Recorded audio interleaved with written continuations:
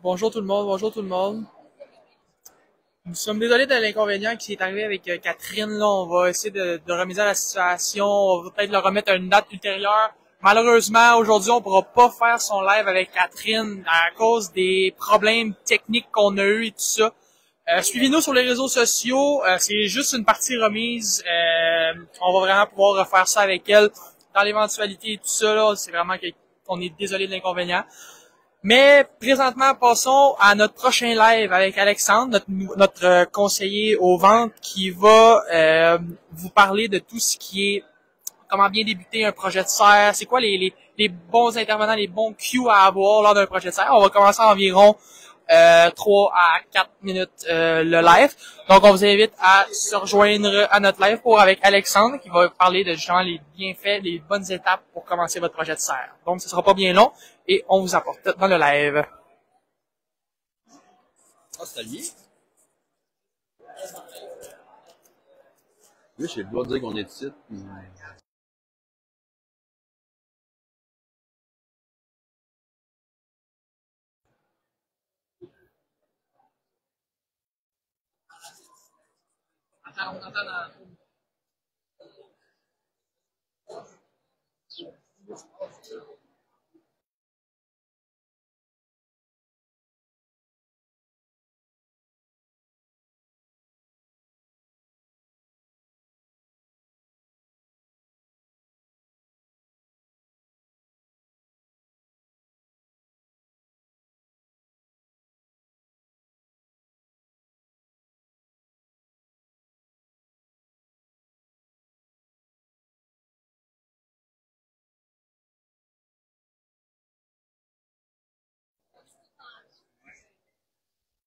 Non, non, non, non, non.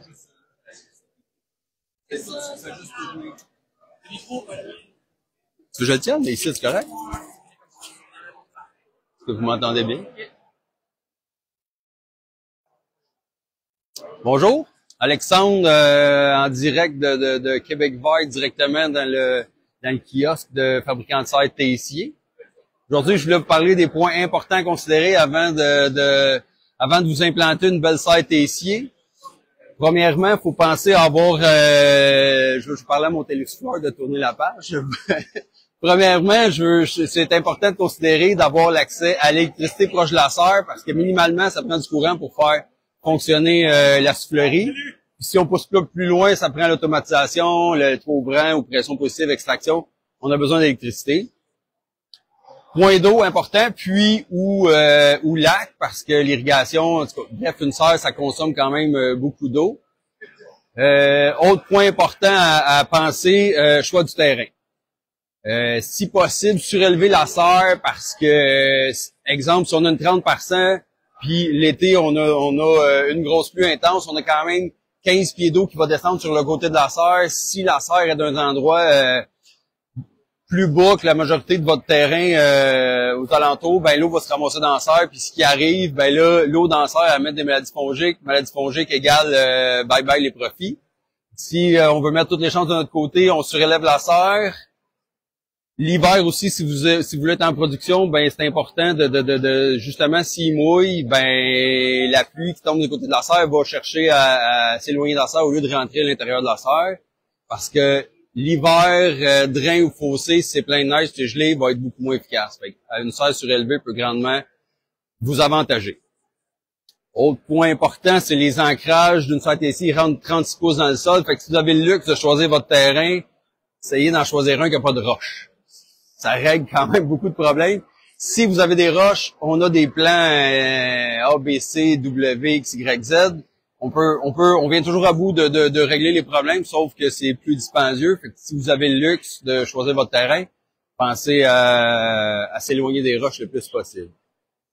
Autre sujet qui est très délicat, le positionnement de la serre.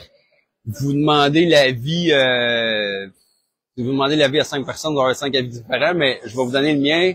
Moi, personnellement, j'aime bien mettre les bouts de la serre nord-sud parce que le nord, on a quand même rien à faire avec ça, le bout nord. Fait que là, on a la porte qui va créer de l'ombre. On a si vous avez une porte de garage, c'est encore pire. Panneaux d'électricité, réserve d'eau dans la serre. Puis si on peut mettre ça tout au bout nord, on a quand même, on améliore notre qualité de production de serre. Ça permet au soleil de tourner autour de la serre sur la longueur, il y a plus d'ensoleillement dans la serre. Mais comme je vous dis, c'est un sujet délicat, là. Il y a des avis différents là-dessus, mais je maintiens le mien à dire que mettre les bouts de la serre nord-sud, ça reste la meilleure option possible.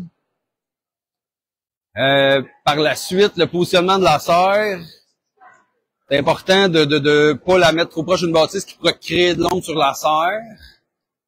Les arbres aussi, pas se tenir loin des arbres, parce que là, s'il y a des gros vents, les branches qui peuvent se détacher des arbres vont tomber sur le polytène. Ça prend pas... c'est facile d'imaginer une branche qui tombe sur un polytène, ça fait des trous, puis ça peut amener d'autres problèmes.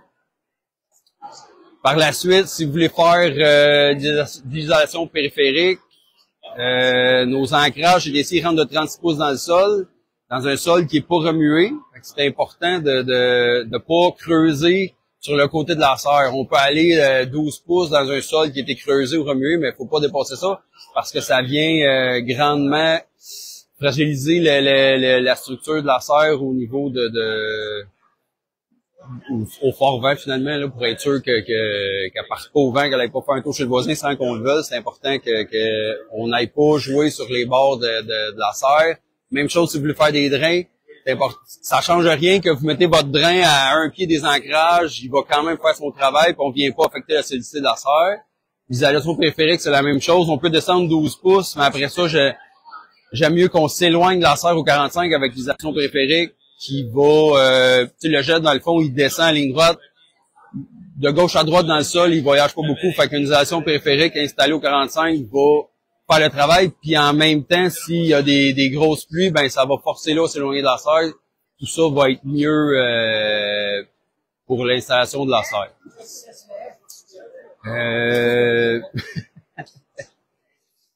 Ça serait les étapes importantes à penser avant de vous installer une serre tessier.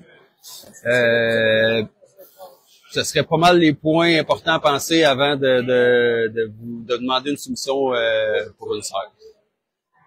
Bonne fin de journée. Non, il y en a.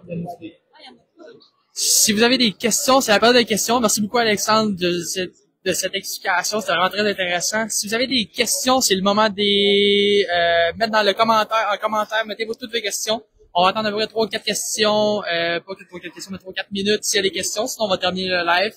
Et puis on va vous inviter après à notre prochain live qui va être demain. Donc c'est le moment de poser vos questions.